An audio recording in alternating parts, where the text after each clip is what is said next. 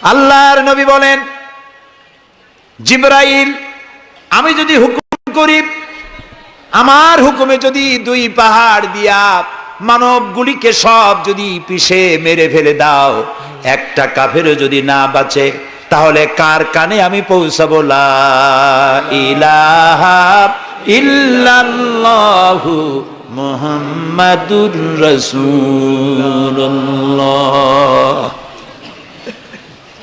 নবী করিম সাল্লাল্লাহু আলাইহি সাল্লাম বসে আছেন, গা দিয়ে রক্ত ঝরছে। এই অবস্থা দেখে তায়েফের এক লোক দৌড়াইয়া তার বাগানে চলে গেল, আঙ্গুর বাগান, বুখারীর হাদিস। আঙ্গুর বাগান থেকে এক গ্লাস আঙ্গুরের রস নিয়ে এসে রসুলের হাতে দিলেন। 3 দিনের না খাওয়া রসুল, 3 দিন ক্ষুধার্ত, তৃষ্ণার্ত, ক্ষতবিক্ষত, জর্জরিত, নিষ্পেষিত, নির্যাতিত। এক গ্লাস শরবত হাতে পেয়ে বিসমিল্লাহ বলে শরবতটা পান করলেন। জিজ্ঞেস করলেন, তোমার নাম না আত্তাস? তিনি বললেন, হ্যাঁ, আমার নাম আত্তাস। তোমার বাড়ি হযরত ইউনূস আলাইহিস সালামের গ্রামে? তিনি বললেন, হ্যাঁ। তো আপনি কি করে জানলেন আমার নাম আত্তাস আর আমার বাড়ি ইউনূস আলাইহিস সালামের গ্রামে? নবী করিম সাল্লাল্লাহু আলাইহি সাল্লাম বললেন, আত্তাস, ইউনূস আলাইহিস সালাম নবী আর আমিও নবী, এক নবীর খবর আরেক নবীর কাছে থাকে। এক গ্লাস শরবত পান করে দুহাত উঁচু করলেন। নবীর চোখ থেকে দরদর করে পানি পড়ছে। তিনি বলছেন, রব্বুল আলামিন, এই তায়েফবাসী ওরা বোঝে নাই যে আমি তোমার নবী, ওরা বুঝতে পারে নাই যে আমি তোমার রসুল, ওরা না বুঝে আমাকে ক্ষতবিক্ষত করেছে। আল্লাহ, তুমি এজন্য তায়েফবাসীদের উপরে গজব দিও না, তুমি শান্তি দাও, হেদায়েত দাও। দুনিয়ার সকল নবী কোন কোন ক্ষেত্রে অধৈর্য হয়েছেন, নবী করিম সাল্লাল্লাহু আলাইহি সাল্লাম কখনো অধৈর্য হন নাই। প্রিয় ভাই সব, সুলাইমান আলাইহিস সালাম রাষ্ট্র পেয়েছেন, পিঁপড়ার ভাষা বোঝেন। কার ভাষা? পিঁপড়ার রাজা আছে না, চেনেন পিঁপড়ার রাজা? মাঝে মধ্যে পরিচয় করেন পিঁপড়ার রাজা কারা। মাথাটা মোটা, পিঁপড়ার রাজা আমরাও বলি। পিঁপড়ার রাজাকে হাতে নিয়েছেন, ডান হাতে। সূরা আন-নামলে আল্লাহ তাআলা বলছেন, পিঁপড়া কথা বলতেছে। পিঁপড়া বলছে তার দলবলকে, সুলাইমান আলাইহিস সালাম আসতেছে তার সৈন্য সামন্ত নিয়ে, পায়ের তলায় পিষ্ট হয়ে মরে যাবি, সব গর্তে লুকা।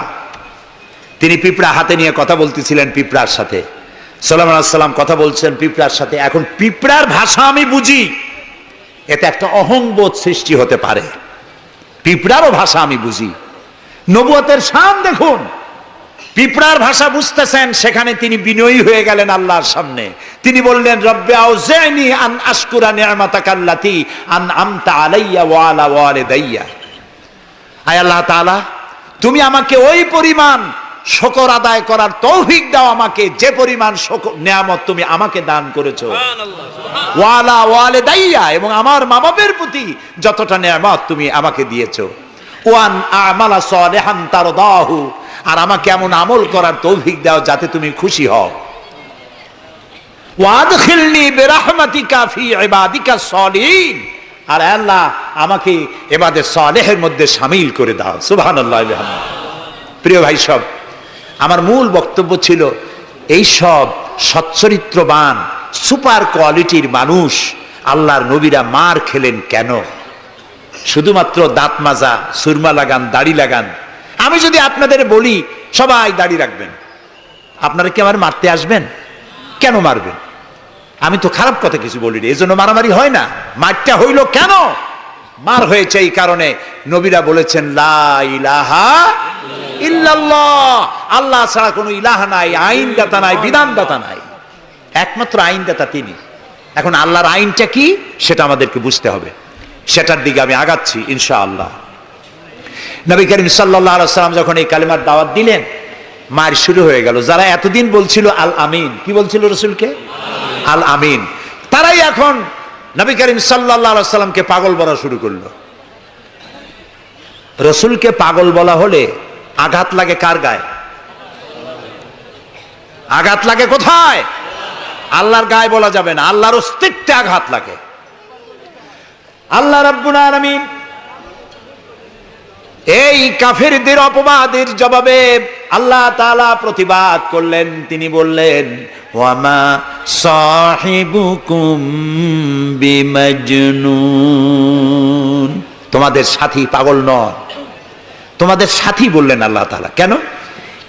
তোমরা তো এই লোককে হতে দেখেছো, তার শৈশব, কৈশোর, যৌবন, আর এই বয়স পর্যন্ত তোমরা তাকে চোখের সামনে দেখেছো। পাগলামির কি দেখলে তোমরা তার ভেতরে? কেন পাগল বলো? তিনি পাগল নন, তিনি শায়ের নন, তিনি জাদুকর নন, তিনি গণক নন, তিনি আমার নবী। প্রিয় ভাইসব, মুসলমানেরা মার খাচ্ছে, পালিয়ে বেড়াচ্ছে। বুখারী শরীফে এসেছে ওয়ান খাব্বাব বিনিল আরিত রাদিয়াল্লাহু তাআলা আনহু আন্নাহু ক্বাল শাকাউনা ইলা রাসূলিল্লাহি সাল্লাল্লাহু আলাইহি ওয়াসাল্লাম ওয়া হুয়া মুতাওয়াসসাদুন বুরদাতুন লাহু ফি জিল্লিল কাবা। হযরতে খাব্বাব বলেন, আমরা অত্যাচারিত হয়ে একদিন নবী করিম সাল্লাল্লাহু আলাইহি ওয়াসাল্লামের কাছে গেলাম, যে দেখতে পেলাম তিনি কাবা শরীফের ছায়ায় চাদর মুড়ি দিয়ে আরাম ফরমাচ্ছেন। আমরা কাছে গিয়ে বললাম, আলা তাদউ লানা আলা তাস্তানসিরু লানা ইয়া রাসূলুল্লাহ, হে রাসূল। মাইর খাইতে খাইতে আমরা শেষ হয়ে গেলাম। আমাদের মুসলমানদের উপরে আগুন চাপা দেওয়া হচ্ছে, পাথর চাপা দেওয়া হচ্ছে, বেলালকে উটের পায়ের রশিতে বেঁধে উট তাড়ানো হচ্ছে। ক্ষুধার জ্বালায় শেষ হয়ে গেলাম, ঘুমাইতে দেয় না, মাইরে অস্থির হয়ে গেলাম। হে রাসূল, আপনি কি আল্লাহর কাছে আমাদের জন্য দোয়া করবেন না? আপনি কি আমাদের জন্য আল্লাহর কাছে সাহায্য প্রার্থনা করবেন না? বুখারীর হাদিস। রাসূলুল্লাহ উঠে বসলেন, বললেন, ও খাব্বাব, তোমাদের আগে এই পৃথিবীতে যারা এসেছিলেন সেই সমাজের সমাজপতিরা কলেমার দাওয়াত দেওয়ার অপরাধে তাদেরকে ধরতো। ফায়ুখাজুর রাজুলু ফায়ুহফারু লাহু ফিল আরদ, তারা তাদেরকে ধরতো আর তাদের জন্য গর্ত খনন করত। ফায়ুজালু ফিহা, এরপরে সেই গর্তের ভিতরে তাকে কোমর পর্যন্ত গেড়ে দিত। সুম্মা ইউতা বিল মানশার, এরপরে করাত আনা হতো। ফায়ুদাউ আলা রাসিহি, এরপরে করাত তার মাথার উপরে রাখা হতো। ফায়ুজালু নিসফাইন, এরপরে করাত দিয়ে চিরে জীবন্ত মানুষকে দুই টুকরা করে ফেলে দেওয়া হতো। মা ইয়াসুদ্দুহু যালিকা আন দীনি, এত বড় অত্যাচারের পরেও সে যুগের একজন মুসলমানকেও আল্লাহর দ্বীনের পথ থেকে এক চুলও তারা সরাতে পারে নাই। রাসূলুল্লাহ বলছেন, ওয়াল্লাহি ওয়াল্লাহি, ও খাব্বাব, আমি আল্লাহর নামে কসম করছি। কে বলছেন? রাসূলুল্লাহ কসম করছেন, আমি আল্লাহর নামে শপথ করছি, লা ইউতাম্মান্নাল্লাহু হাযাল আমরা হাত্তা ইয়াসিরুর রাকিবু মিন সানা ইলা হাদারামাউত। সেদিন বেশি দূরে নয়, যেদিন ইয়েমেনের রাজধানী সানা থেকে সুন্দরী যুবতী নারীরা তাদের যৌবনের পসরা নিয়ে, সওদাগারেরা তাদের সম্পদ নিয়ে সানা থেকে রওনা করে সহস্র মাইল পাড়ি দিয়ে সৌদি আরবের হাজরামাউত পর্যন্ত পৌঁছে যাবে রাত এবং দিনে পায়ে হেঁটে। লা ইয়াখাফু ইল্লাল্লাহ, আল্লাহ ছাড়া কোনো ভয় তাদের অন্তঃকরণে থাকবে না। আবিযুবা আলা গানামি, তবে হ্যাঁ, এটা ঠিক, লা ইয়াখাফু ইল্লাল্লাহ যদি বলা হয় আর কিছু না বলা হয়, তাহলে তো বোঝা যাবে যে বাঘ এবং সিংহরও ভয় থাকবে না। নবীর কথায় কোনো ফাঁক থাকে না, আল্লাহর কথায়ও ফাঁক থাকে না, নবীর কথায়ও ফাঁক থাকে না। একজন ইলেম কালাম কম যখন ওয়াজ করতে যাইতো, লক্ষ্য করতো যে সেখানে কোনো আলেম আছে নাকি। আলেম থাকলে অল্প কথা বলে শেষ করে দিত। তা আলেম আছে কিনা এটা পরীক্ষা করার জন্য বলছে যে, ভাইয়েরা, আমি আজকে একটা পাতা আর ওয়াজ করব, একটা পাতা, এবং তার ব্যাখ্যা এবং বিশ্লেষণ আমি আপনাদের সামনে আলোচনা করতে চাই। জনগণ বলেন, আমরাও শুনতেই চাই, বলুন পাতার ব্যাখ্যা কি? তিনি বলছেন, এমন একটি পাতা, এটি যদি মাটিতে পড়ে বাঘ হয়ে যায়, আর যদি পানিতে পড়ে কুমির হয়ে যায়। একজন দাঁড়ায় বলল, হুজুর, বুঝলাম এই পাতার ফজিলত এমন, মাটিতে পড়লে বাঘ হয়, পানিতে পড়লে কুমির হয়, কিন্তু পাতাটি যদি অর্ধেক মাটিতে অর্ধেক পানিতে পড়ে তাহলে কি হবে? উনি বুঝলেন যে এখানে তো আলেম আছে, কাজী আমার ওয়াজ এখানে শেষ করি। ও আখিরি দাওয়ানা আলহামদুলিল্লাহি রাব্বিল আলামিন। কথার মধ্যে ফাঁক থাকলে এরকম হয়, কিন্তু আল্লাহর কথা, নবীর কথায় কোনো ফাঁক নাই। লা ইয়াখাফু ইল্লাল্লাহ, আল্লাহ ছাড়া কোনো ভয় থাকবে না। কিন্তু গরু ছাগল ভেড়া নিয়ে যাইতে গেলে যদি জঙ্গলের বাঘ আক্রমণ করে, সে ভয় কি থাকবে না? আল্লাহ রাসূল ব্যাখ্যায় বলছেন লা ইয়াখাফু ইল্লাল্লাহ আবিযু আলা গানামি, তবে তোমার ঘোড়া, তোমার সাথের ভেড়া ছাগল পশু যদি থাকে তো তার উপরে বাঘের আক্রমণ এ ভয় থাকতে পারে, কিন্তু সম্পদ হরণ, সতীত্ব হরণ, জীবন হরণের কোনো ভয় থাকবে না, এমন সমাজ কায়েম হবে। লা ইয়াখাফু ইল্লাল্লাহ ওয়ালাকিন্নাকুম তাস্তাজিলুন, তবে তোমরা খুব তাড়াহুড়ো করছো, একটু সহ্য করো, একটু ধৈর্য ধরো। নবী করিম সাল্লাল্লাহু আলাইহি সাল্লাম একটি সুন্দর সমাজ উপহার দিলেন। আমি ইতিহাস থেকে আপনাকে শোনাতে চাই। রাসূলুল্লাহ ইন্তেকাল করেছেন, ঐতিহাসিকরা লিখছেন মদিনার এক যুবতী নারী কি সমাজ কায়েম করে গেল শোনেন। রাসূলুল্লাহ ইন্তেকাল করেছেন, ঐতিহাসিকরা লিখছেন সেই সমাজের একটি যুবতী নারী মদিনা থেকে কোনো এক আত্মীয়র বাড়ি বেড়াতে রওনা করেছেন। যেতে যেতে আত্মীয়র বাড়ি পৌঁছবার আগেই সন্ধ্যা হয়ে গেল। মনে মনে ভাবলো, এখন যদি আমি কোনো পরপুরুষের সামনে পড়ি তাহলে তো আমার সতীত্ব যাবে, অলংকার আদিও যাবে, সারা জীবনের লালিত সম্পদ নষ্ট হয়ে যাবে।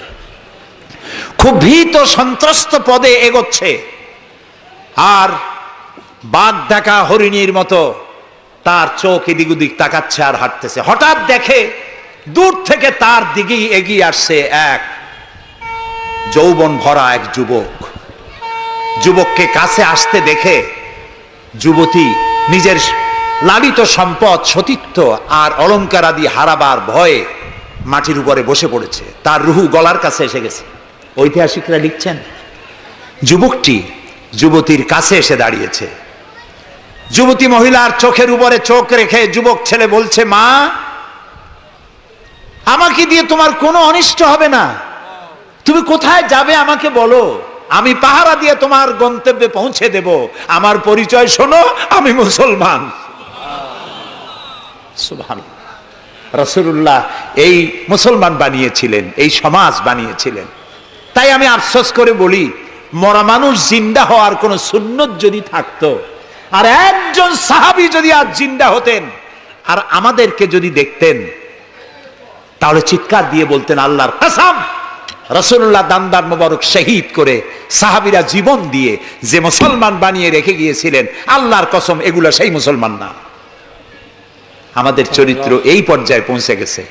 রাসূলুল্লাহ সাল্লাল্লাহু আলাইহি ওয়াসাল্লাম ইসলাম দিয়ে মানুষকে একটি সুন্দর সমাজ দিয়েছেন। ইসলাম মানেই শান্তি। বলেন তো ইসলাম মানে কি? বলেন না, অর্থ কি?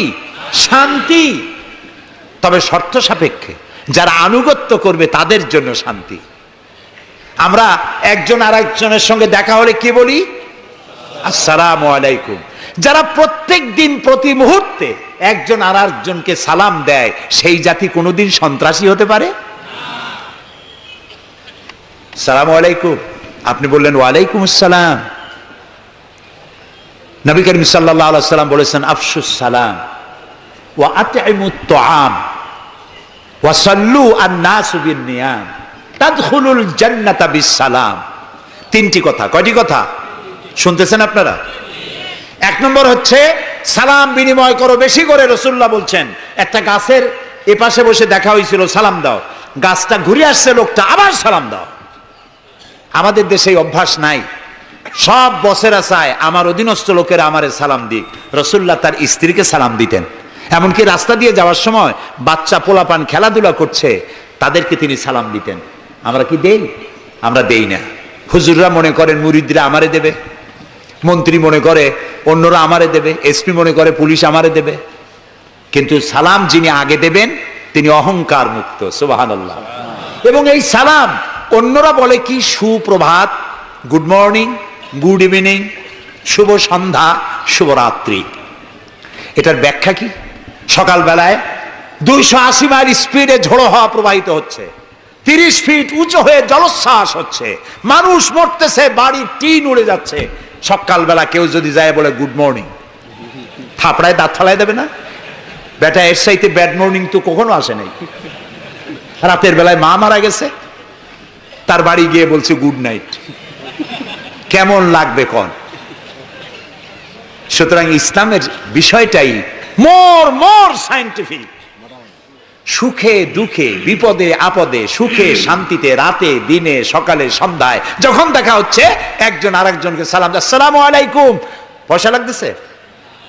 কথা না কইলে বুঝবো কি? বিনা পয়সায় আল্লাহ তোমার উপরে শান্তি দিক, রহমত দিক। আপনি আরো বেশি করে কোন ওয়ালাইকুম আসসালাম ওয়া রাহমাতুল্লাহি ওয়া বারাকাতুহু ওয়া মাগফিরাতুহু। তারপরে কি করেন? হাত দেন। কিছু কিছু লোক আছে হাত মুঠে ছোঁয়ায়, সবটা দিতে চায় না। আবার হাতটা দিয়া এরকম ঝাঁকি ঝাঁকি করে, মনে করে যত ঝাঁকি তত নেকি। এটা কিন্তু একটা পাগলামি। জি, আপনি হাত নাচান কেন? ধরে রাখেন আর বলবেন ইয়াগফিরুল্লাহু লি ওয়া লাকুম। আল্লাহ তোমারও শান্তি দিক, আমারও শান্তি দিক। আল্লাহ তোমারও মাফ করুক, আমারও মাফ করুক। সুবহানাল্লাহ। সালাম দাও বেশি করে। কে বলতেছেন? আল্লাহ রাসূল। বাড়িতে যেয়ে সালাম দেবেন, বউরে সালাম দেবেন। আপনার স্ত্রী আপনার কৃতদাসী নয়, আপনার সমান অধিকার তা। আপনি সালাম দিবেন। ঘরের মধ্যে মুখ কালো করে ঢুকলেন, বউ কিছু কইল না, আপনিও কিছু কইলেন না, মনে হলো দুইজন বোবা। আপনি ঘরের মধ্যে প্রবেশ করতেছেন, আসসালামু আলাইকুম ওয়া রাহমাতুল্লাহ। গৃহবাসীরা তোমাদের উপর আল্লাহর রহমত নাজিল হোক। সুবহানাল্লাহ বলবেন না? আজকেই এই আমল করবেন।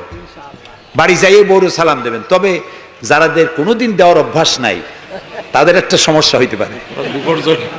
হঠাৎ করে সালাম দিলে বউ মনে করবে কপালে দুঃখ আছে বুঝে আসছে। একটু বুঝাই বলে নেবেন। তবে আজকের থেকে সালাম শুরু হবে, ঠিক আছে না ভাই? আজকের থেকে শুরু হবে। বাচ্চাকে বাড়ি থেকে বিদায় করছেন, স্কুলে যাচ্ছে, মা বাবা শিখায় বাই বাই, টাটা, যাই যাই, খাই খাই। একটা কথা হইল? বাচ্চা বিদায় হচ্ছে, বাচ্চার মাথায় হাত দিয়ে বলেন ফি আমানিল্লাহ, তোমারে আমি আল্লাহর আমানতে ছেড়ে দিলাম। সুবহানাল্লাহ। কিসের বাই বাই টাই টাই? আমরা মুসলমান, এই মুসলিম ট্র্যাডিশন, মুসলিম কালচার বাঁচায় রাখতে হবে যে কোনো মূল্যে।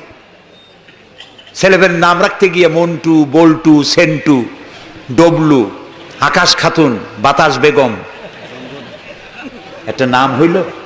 আচ্ছা ভাই, আপনি লক্ষ্য করেন তো, পৃথিবীতে কোন ইতিহাস সৃষ্টিকারী মানুষ বল্টু আর মন্টু জাতীয় নাম আছে?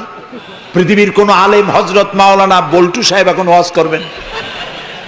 এই যে মাজার দেখতে পান, ইনি হচ্ছেন হযরত পীরে বুজুর্গ খানানে খানান সিরাজুস সালিকিন মিসবাহুল আরিফিন হযরত মাওলানা সেন্টু রহমাতুল্লাহ আলাইহির মাজার আছে? এরকম নাই। আপনি নাম যত খারাপ রাখবেন, আপনার সন্তান গুন্ডা হবে, বদমাশ হবে, চাঁদাবাজ হবে, জিনাকার হবে। নাম রাখবেন মুসলমানি নাম, ভালো ভালো নাম, আরবি নাম।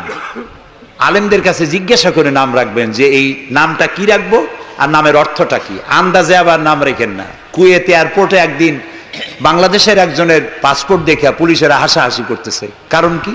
কারণ হলো পাসপোর্টধারী যিনি, তার নাম হলো জামাল মিয়া, আর পিতার নাম হলো তরিক মিয়া। জামাল শব্দের অর্থ হচ্ছে উট, আর জামাল মিমে আলেফ দিয়ে যদি হয় তাহলে হয় সৌন্দর্য। এখন জামাল মানে উট, মিয়া মানে 100, ওর নাম 100 উট। আর তরিক মানে রাস্তা, মিয়া মানে 100, ওর নাম 100 উট আর ওর বাপের নাম 100 রাস্তা। 100 রাস্তার ছেলে 100 উট। তা খালি আরবি রাখলে তো হবে না, নামে আরবির অর্থ কি? জি, অর্থবোধক নাম রাখতে হবে। তাহলে আমি বলতেছিলাম রাসূলুল্লাহর হাদিস, প্রথমে দিবেন সালাম, আফশুস সালাম ওয়া আতইমুত তাআম। গরিব মিসকিনদেরকে দাওয়াত করে খাওয়াবেন, বন্ধু বান্ধবদের দাওয়াত দিয়ে খাওয়াবেন। খাওয়া খাওয়াইতে কিন্তু মহব্বত বাড়ে, চক্ষু লজ্জার সৃষ্টি হয়। খালি অপরের পয়সা দিয়ে রিকশায় চড়বেন, রিকশায় দুইজন উঠলো, একজন নামে হেঁটে চলে গেল, একসাথে দুইজনে খাইলো, আর একজনে খেলাল করতে করতে বাইরে গেল, পয়সাও দিল। এই চালাকি এক সময় ধরা পড়ে যায়। এই জন্য মানুষকে বাড়িতে দাওয়াত দিয়ে খাওয়ানো, রাসূলুল্লাহ বলেন দাওয়াত দিয়ে খাওয়াও। তাহাদ্দু তাহাব্বু, হাদিয়া দাও, মহব্বত বাড়বে। কারো অসুখ হয়েছে, তার বাড়িতে একটু আঙ্গুর নিয়ে যাও, একটু কমলা নিয়ে যাও। তোমার শত্রু যদি হয়, চক্ষু লজ্জার সৃষ্টি হয়ে যাবে। কান্নাহু ওয়ালিয়ুন হামিম, দেখা যাবে সে চরম দুশমন ছিল, সে তোমার বন্ধু হয়ে গেছে। সুবহানাল্লাহ বলেন না? ওয়াসাল্লু আন-নাসু বিন-নিয়াম। আর 3 নম্বরে, মানুষ যখন ঘুমায় থাকে তখন তুমি নামাজ পড়িও। কোন সময়? কোন তো ও তাও তো আপনারা জানেন, মধ্যরাতের পরে যখন মানুষেরা ঘুমায় থাকে তখন তুমি নামাজ পড়িও। এই রাত্রে কেন? কারণ মানুষের কাছে সব থেকে বড় ভালোবাসার সত্তাকে বলেন আল্লাহ, তারপরে আল্লাহ রাসূল। এখন যাকে ভালোবাসি তার সাথে তো প্রেম করতে হবে। প্রেম কি নোটিশ দেওয়া হয়? SMS করে আজকাল হয়। কিন্তু ভালোবাসা বিজ্ঞাপন দিয়ে হয় না, মাইকিং করে হয় না। ভালোবাসা হয় কিসে কন্ত? প্রেম কিসে হয়? লজ্জা করে বলতে, করছেন তো এক সময়। গভীরে, রাতে, অন্ধকারে, একাকিত্বে ভালোবাসা হয়। তো মানুষের সবচাইতে প্রিয় হচ্ছেন আল্লাহ তাআলা, প্রিয়তম। এর থেকে প্রিয় আর মুসলমানদের জন্য কেউ হইতে পারে না। দিনের কোলাহল পূর্ণ অবস্থার ভেতর দিয়ে তুমি তার সঙ্গে আবেগময় কণ্ঠে কথা বলতে পারবা না, এটা আল্লাহ তাআলা জানেন। তাই আল্লাহ তাআলা বলেছেন ওয়াজআলনান নাহারা মাশা, দিন বানাইছি রোজগার করার জন্য, কাজ করো, বসে থাকবা না। ফাইজা কুদিয়াতিস সালাত ফান্তাশিরু ফিল আরদ, নামাজ পড়া হয়ে গেছে, মসজিদে বসে থাকতে পারবা না।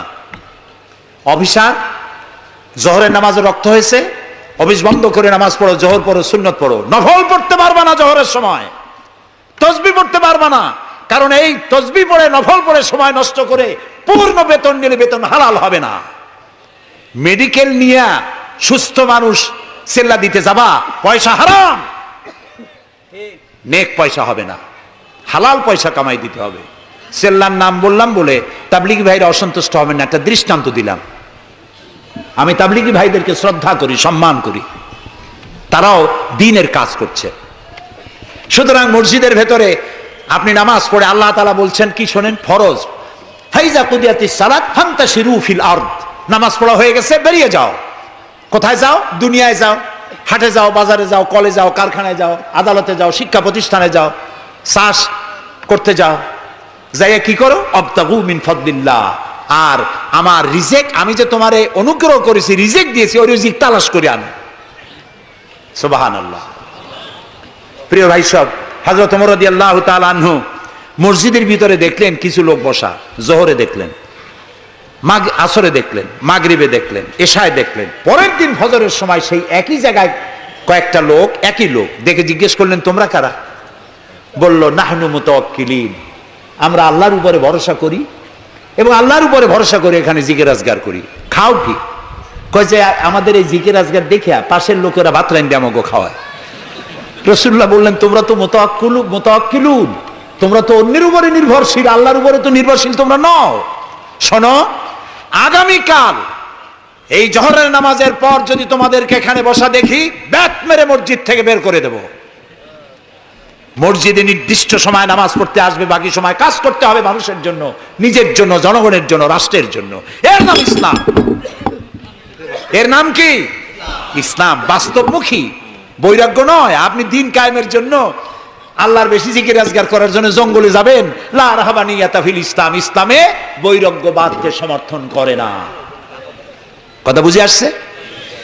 সুতরাং আপনি রাত্রি বেলায়, দিনের কোলাহলপূর্ণ সময়, আপনি আল্লাহর সাথে প্রেম করতে সময় পাচ্ছেন না। আল্লাহ তাআলা বলছেন ওয়াজআলনাল লাইলা লিবাসা ওয়াজআলনা নাওমাকুম সুবাতা, রাত্রে বানাইছি, রাত্রিকে বানাইছি শান্তির আচ্ছাদন। সুবহানাল্লাহ বলবেন না?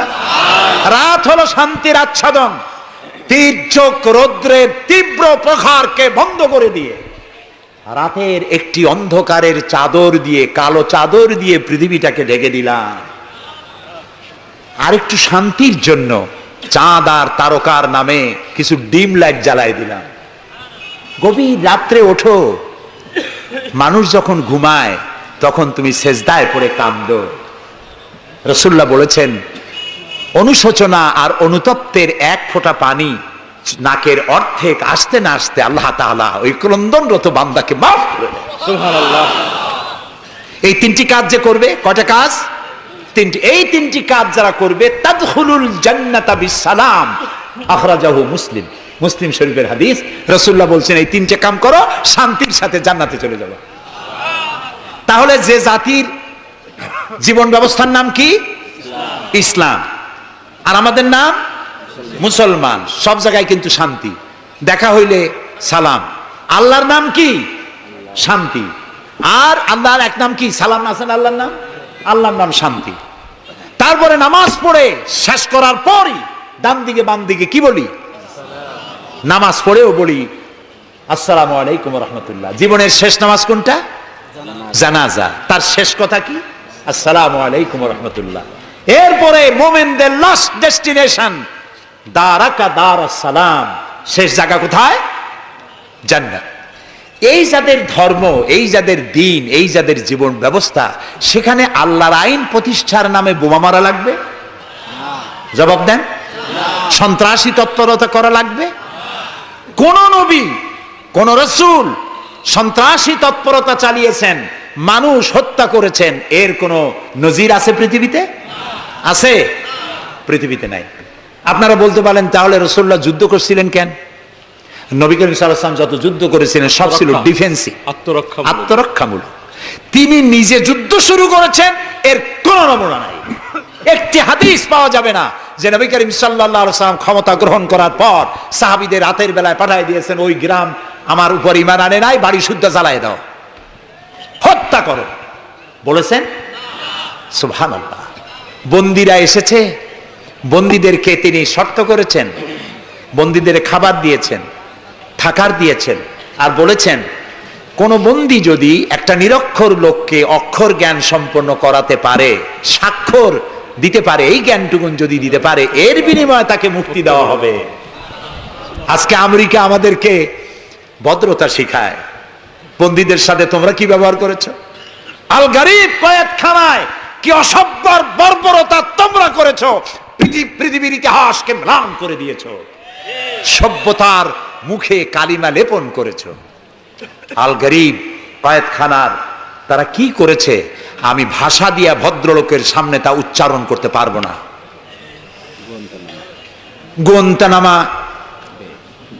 গোয়েন্তানামা বেতে, যেটা পৃথিবীর নরক বলা যায়, পৃথিবীর জাহান্নাম, মুসলমান কয়েদিদের সামনে কোরআন শরীফ খুলে কোরআনের উপরে পেশাব করেছে তারা। একজন মুসলমান হাত পা বান্ধা তার সামনে কোরআনে পেশাব করলে তার অবস্থাটা কি হয়? সে তো আত্মহত্যা করতে চায়, তখন আমার জীবন চলে যাক, কোরআনের অমর্যাদা তো সহ্য করা যায় না। তোমরা তাই করেছো।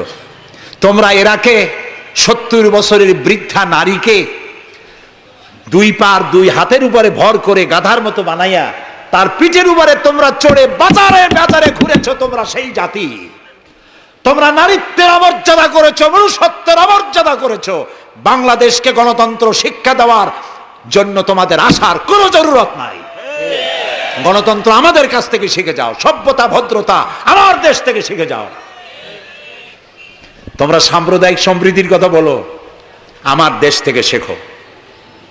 আমার দেশের হিন্দুরা রোজার মাসে মসজিদের পাশে যত মণ্ডপ ছিল, মাগরিবের আজানের সময় কেউ ঢোল বাজায় নাই, মাইক বাজায় নাই, ঠিক না? আমার দেশের মুসলমানেরা তাদের সারা দিন রোজা রেখে তাদের গান বাজনা চিৎকারে কান অস্থির হয়েছে, কিন্তু কেউ যে বলে নাই যে ঢোল বাজাইতে পারবা না, গান গাইতে পারবা না, বলেছে কেউ? সাম্প্রদায়িক সম্প্রীতি এখানে তোমরা খুঁজে বেড়াও যেখানে সম্প্রীতি নাই। কোথায় সাম্প্রদায়িক সম্প্রীতি নাই? সব জায়গায় সাম্প্রদায়িক সম্প্রীতি। সব থেকে পৃথিবীর মধ্যে বাংলাদেশে সাম্প্রদায়িক সম্প্রীতি সব থেকে বেশি। দেশের বদনাম বিদেশে গিয়ে এত বলে মানুষ, চিন্তা করতেও কষ্ট হয়। এখন ধোঁয়া তুলেছে দ্রব্য মূল্যের জ্বালায় বাংলাদেশ নাকি শেষ। আচ্ছা ভাইরা, দ্রব্য মূল্য পৃথিবীতে কোথায় না বেড়েছে? তবে আমাকে বলতে হবে, দ্রব্য মূল্যের কারণে বরিশালে না খাইয়া মরছে কয়জন? আমি আপনার কাছে হিসাব চাই, বলেন। মরেছে একজনও? বাংলাদেশে মরছে একজনও? দ্রব্য মূল্য বাড়তে পারে, কিন্তু ক্রয় ক্ষমতাও তো বেড়েছে মানুষের, আলহামদুলিল্লাহ বলেন। আমি তো সেদিন আমার পিরোজপুরে দেখলাম এক রিক্সাওয়ালা, তার বাড়িতে শামিয়ানা টানানো। আমি জিজ্ঞেস করলাম এই বাড়িতে কি বিয়ে নাকি? বললো যে একটা রিক্সাওয়ালা অমুক, তারা চিনলাম, তার বাড়িতে বিয়া। সে বিবাহের জন্য পাড়েরহাট বাজার থেকে, ডেকোরেটর থেকে চেয়ার ভাড়া করে এনেছে, শামিয়ানা এনেছে, সেজন্য ধার কর্য করতে হয়নি, সে পয়সা পেয়েছে, তার কাছে পয়সা আছে, বিজিডি, বিজিএফ, তারপরে বৃদ্ধ ভাতা, বয়স্ক ভাতা। এরপরে মুক্তিযোদ্ধা ভাতা, উপবৃত্তি, টিআর, কাবিখা, বিভিন্ন রকমের বিভিন্ন পদ্ধতিতে মানুষের দুয়ারে ক্রয় ক্ষমতার জন্য সরকার টাকা পৌঁছে দিয়েছে। যদি 4-5 বছর আগে সে কত পাইতো আর এখন কত পায়? সেটাই কথা। 1 টাকা যখন চাউলের সেট ছিল তখন মানুষ না খেয়ে মরতো, এখন 20-22 টাকা, তা তো না খেয়ে মরছে না। আলহামদুলিল্লাহ বলে, আলহামদুলিল্লাহ বলে। সুতরাং এই সব বাজে কথা বলে মানুষকে বিভ্রান্ত করার কোনো সুযোগ নাই। যাক, এটা আমার পয়েন্ট না। আমার পয়েন্ট ছিল আল্লাহর আইন প্রতিষ্ঠার জন্য বোমা মারা, সন্ত্রাসী তৎপরতার কোনো সুযোগ নাই। আজকে যারা বোমা মারতেছে, এই যে ঝালকাঠি মারলো না, কয়জন মারছে? 2 জন। যেটাই মারলো এইখানে বসে তারে পুলিশে ইন্ট্রোগেশন করতেছিল। ইন্ট্রোগেট করার সময় তারে জিজ্ঞেস করলো, তুমি মারলা কেন? কয় যে আমি আল্লাহর আইন প্রতিষ্ঠা করতে চাই, সে আল্লাহর আইনের বিরুদ্ধে অবস্থান নিয়েছে, বিচার করে, সেই জন্য তারে মারছি। আচ্ছা, বিচারকরা কি আইন তৈরি করে? জবাব না দিলে বুঝবো কি আমি? আপনারা সবাই শিক্ষিত, সিটি কর্পোরেশনের লোক, জবাব দিবেন ঠাস ঠাস করে পুরুষের মতো। বিচারকরা আইন বানায়? তৈরি করা আইনের উপরে তারা ডিসিশন দেন। এই যে আইনজীবী 2 জন 2 পাশে আমার বসে আছে, ওনরা যে পার্লামেন্টের মেম্বার, আদালতে এই জন্য এমপি কে দেখাই দেয়। জি, তো এই যে 2 জন আইনজীবী বসে আছেন আমার পাশে, ওনরা প্রতিষ্ঠিত আইনের উপরে ওনরা আর্গুমেন্ট করেন। আমার দেশে যত আইন আছে, সিভিল ল যেটা, সেখানে তো ইসলামী আইন আছে, আছে না বললেন কেন আন্দাজে? সিভিল লর মধ্যে আছে, ক্রিমিনাল লর মধ্যে কিছুটা নাই, কিন্তু সিভিল লর মধ্যে আছে। মুসলিম পারিবারিক আইন, এটা তো আছেই। সুতরাং বিচারক মারা, আইনজীবী মারা। এরপর বললো, আচ্ছা তুমি যদি এখন মরো, কয় যে আমি তো শহীদ হয়ে যাব। আরে উল্লুক, তুমি শহীদ হবা কেমনে? তুমি তো মানুষ খুন করে আসছো, তোর তো জাহান্নামে যাওয়া লাগবে। চট্টগ্রামে যে মারলো, মা বোমা মারতে গিয়ে 2টা হাত গেছে, 2টা পা চলে গেছে। তারপরে তাকে হসপিটালে নেওয়া হয়েছে, পানি চাইছে, এক নার্স পানি দিয়েছে বাম হাত দিয়ে। সে কয় যে বাম হাতে পানি খাবো না। তুই মুসলমান? কয় যে নার্স বলছে আমি মুসলমান। বাম হাত দিয়ে পানি দিলা কেন? আমি তো মুসলমান, ডান হাত দিয়ে পানি দাও। আমি শুনে পরে এক বক্তৃতায় বললাম, আসছে মানুষ খুন করিয়া, ও এখন বাম হাত আর ডাইন হাত তালাশ করে। একজনের নাকি মোষ ছিল খুব বড়, আছে না এরকম কিছু মোষওয়ালা, বড় মোষ, ঠোঁট ঠোঁট ঢাকা। কিছু কবি, বুদ্ধিজীবী, এরা কোন রকম বুদ্ধিজীবী হইতে চাইলে এরকম একটু মোষ টোষ বড় থাকা লাগে, চুল টুল 5-6 মাস কামায় না, এরকম একটা অবস্থা। আর মাথাটা ইন্টারন্যাশনাল এয়ারপোর্ট, চুল টুল নাই, স্টেডিয়ামের মতো, চতুর্দিকে কিছু দর্শক আছে, মাঝখানে খালি। তো এইরকমের একজন মোষওয়ালা, ঘন মোষ, এত বেশি মোষ যে টর্চ মারিয়াও বোঝা যায় না যে লোকটা হাসে না কান্দে। ওই রকম এক মোষওয়ালা লোকের মদ খাওয়ার অভ্যাস ছিল। মদের গ্লাস বাম হাতে, আর ডান হাত দিয়ে মোষগুলো উঁচু করিয়া বাম হাত দিয়ে মদ খাইতেছে বহুত কষ্ট করে। একজন জিজ্ঞেস করলো, ভাই তুমি মদ খাওয়াতে এত কষ্ট করতেছো কেন? ঢকঢক করে গিললেই তো হয়, মোষগুলো উঁচু করে নেছো। কয় যে ভাই, হযরত ওলামায়ে কেরামের মুখে শুনছি পানি টানি কিছু খাইতে গেলে মোষ লাগলে মাকরু হয়। ও খাইতেছে মদ, ও মানুষ খুন করে আসছে, আর ও বলতেছে যে আমি বাম হাতের পানি খাবো না। বেটা তুই জাহান্নামে যাবি। আল্লাহ তাআলা বলেছেন, ওমাই ইয়াকতুল মুমিনান মুতাআম্মিদান ফাজাযাউহু জাহান্নাম খালিদান ফিহা ওয়া গাদাবাল্লাহু আলাইহি ওয়া লানাহু ওয়া আ'আদ্দা লাহু আযাবান আযীমা। আল্লাহ তাআলা বলেছেন, যে ব্যক্তি কোনো মানুষ হত্যা করে, মুমিন হত্যা করে ইচ্ছে করে, তার একমাত্র শাস্তি হলো জাহান্নাম। কে বলতেছে? আল্লাহ তাআলা। জাহান্নাম, এবং আল্লাহর লানত, এবং চিরকাল সে জাহান্নামে থাকবে। আল্লাহ তাআলা আরো বলছেন, ওমান কাতালা নাফসান বিগাইরি নাফসিন আও ফাসাদিন ফিল আরদ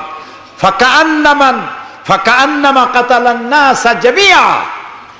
যদি বিচারকরা বিচারের মাধ্যমে কাউকে মৃত্যুদণ্ড না দেয়, এরকম কোন মানুষকে কেউ যদি হত্যা করে, সে একটি মানুষ হত্যা করলো না, সেজন্য বিশ্বের সমগ্র মানব গোষ্ঠীকে হত্যা করলো।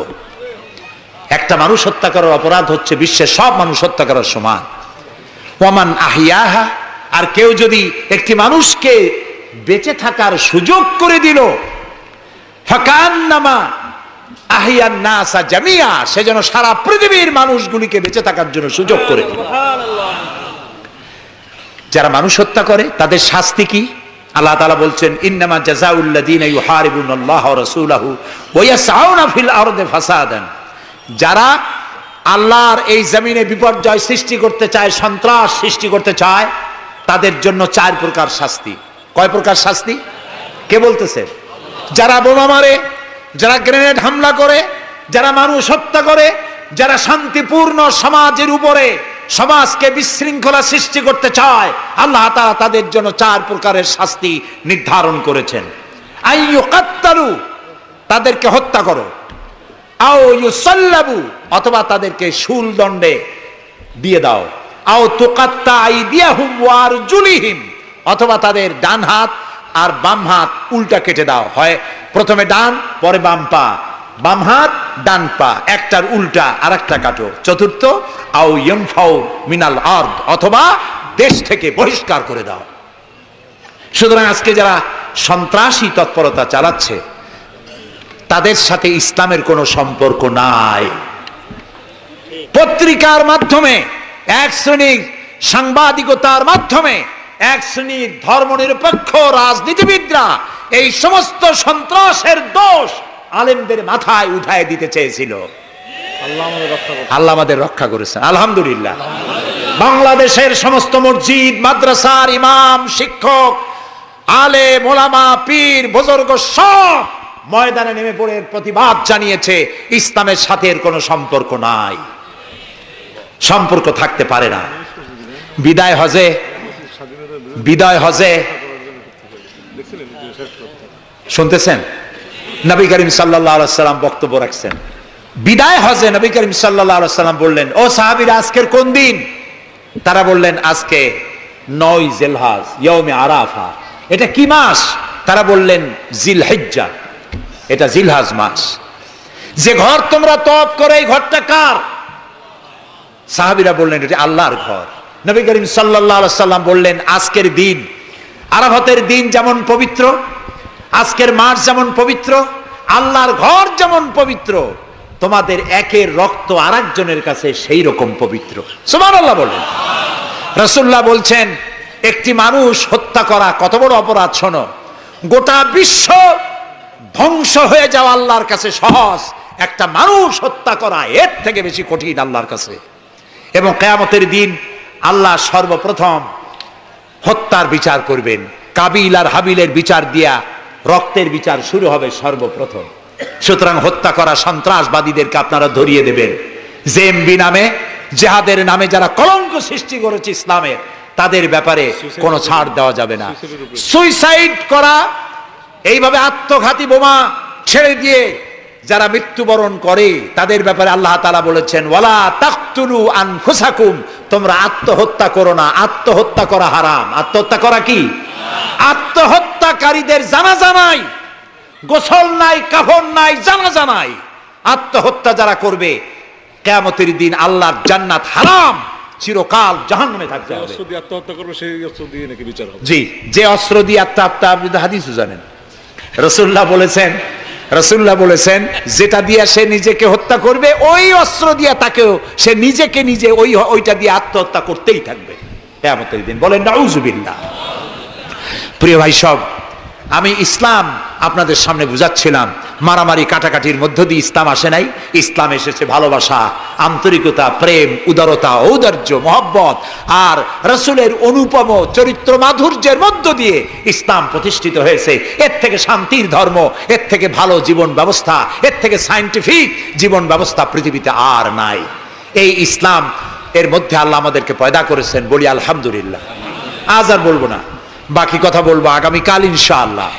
আর ঢাকা থেকে কয়েকটা লাইব্রেরি, মোবাইল লাইব্রেরি এসছে, এখানে বইপত্র পাওয়া যায়। বিশেষ করে যে কোরআনের তাফসীর আমি করতেছি, এতক্ষণ কোরআনের ব্যাখ্যাই বলেছি।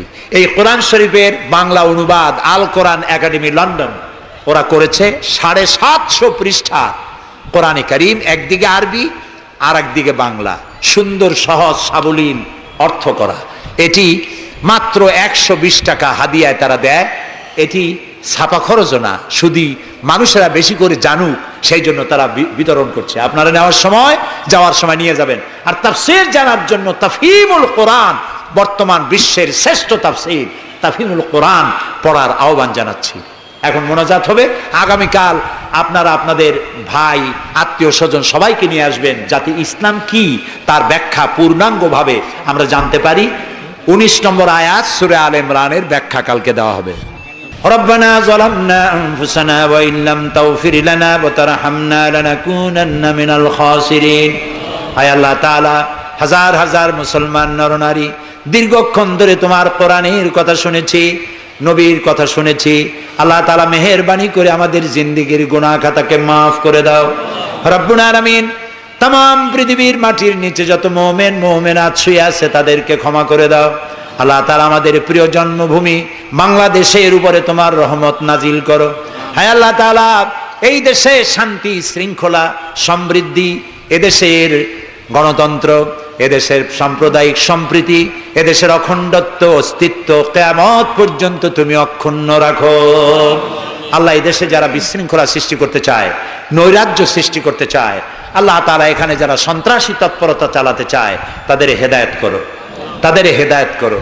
হেদায়েত যদি ওদের নসিবে না থাকে, তাহলে এই দুষ্টদের হাত থেকে, এই দুষ্ট রাহু, এর থেকে আল্লাহ তাআলা এদের কবল থেকে, এদের খপ্পর থেকে, এদের ষড়যন্ত্র থেকে, এদের চক্রান্ত থেকে 56,000 বর্গ মাইলের এই ছোট্ট দেশ আর এই 14-15 কোটি